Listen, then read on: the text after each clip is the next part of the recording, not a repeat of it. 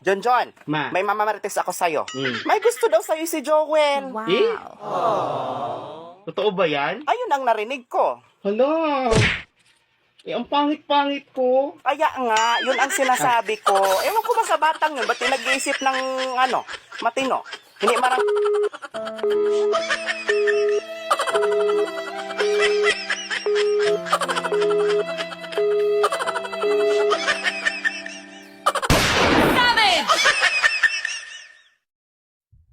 Ang hirap ng mangumusta ngayon.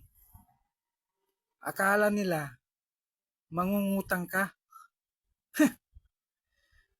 Babayaran naman sa katapusan eh.